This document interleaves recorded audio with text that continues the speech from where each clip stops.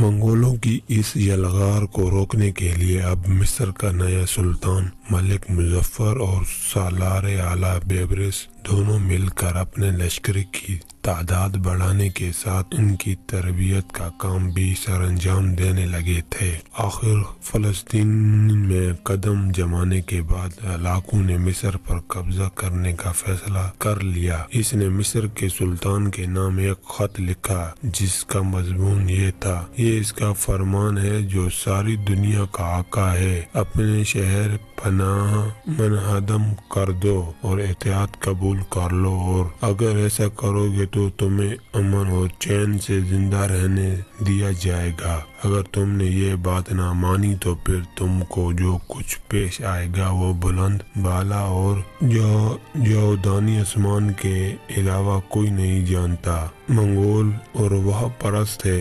ان کا عقیدہ تھا کہ کائنات کی ہر شے ایک روح رکھتی ہے۔ نیک اور بد روحوں کو انسان کی زندگی پر بڑی حد تک غلبہ حاصل ہے۔ جادونی بلند اور بالا آسمان کی روح ان کے ہاں سب سے بڑی اور طاقتور خیال کی جاتی تھی۔ اس بنا پر منگول اس کی قسم کھایا کرتے تھے۔ ہلاکو خان کا یہ خط لے کر اس کے سفیر مصر میں داخل ہوئے، کیونکہ ابھی تک کسی مسلمان حکمران نے ان کی اکڑی ہوئی گردن میں خم نہیں ڈالا تھا، لہٰذا وہ بڑے اکڑ کر چل رہے تھے۔ ان کا رویہ انتہائی درجے کا گستاخانہ تھا، اور جب انہیں مصر کے سلطان معز الدین کے سامنے پیش کیا گیا تو انہوں نے آداب شاہی کا لحاظ کیے بغیر ہلاکو خان کا خط معز الدین کے سامنے پھینک دیا، جو ملک مظفر کے نام تھا،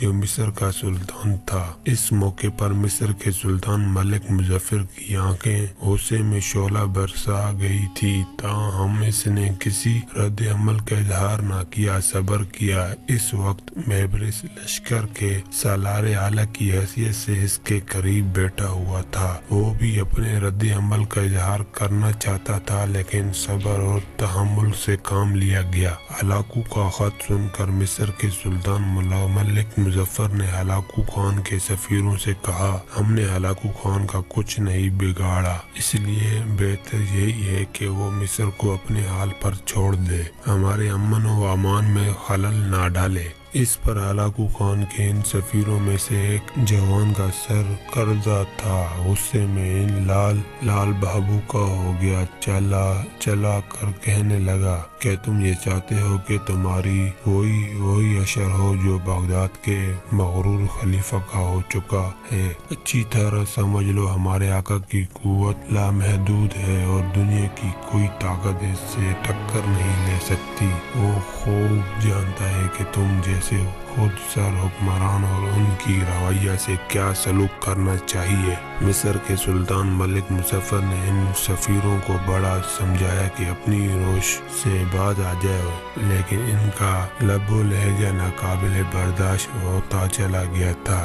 اس موقع پر ملک مظفر نے اپنے بہت سے سالاروں سے مشورہ کیا کہ اس موقع پر کیا کرنا چاہیے۔ اکثر سالاروں کی رائے یہ تھی کہ منگولوں کی غیر مشروط اطاعت قبول کر لینی چاہیے، اسی میں بہتری اور بھلائی ہے۔ اپنے سالاروں کے ان الفاظ پر بیبرس آتش فشاں کی طرح بھڑک اٹھا اور ہلاکو خان کے سفیروں کے سامنے چھاتی تانتے ہوئے جرأت مندی کا اظہار کرتے ہوئے کہنے لگا: مصر مسلمانوں کی آخری امید گاہ ہے اور اس کی حفاظت کے لیے ہم سر سے کفن باندھ کر لڑیں گے۔ مصر کے سلطان ملک مظفر نے جب دیکھا کہ لشکروں کا سالار اعلیٰ اپنی جرأت مندی اور جوانمردی کا مظاہرہ کرتے ہوئے آتش نشاں طرح بھڑک اٹھا ہے اور وہ ہر صورت میں منگولوں کا مقابلہ کرنا چاہتا ہے، تب سالار اعلیٰ بیبرس کے ان الفاظ سے اس کا عزم و یقین میں بھی پختگی آ گئی، لہذا بیبرس کی وجہ سے اس نے غضبناک ہو کر حکم دیا: ان منگول کتوں کو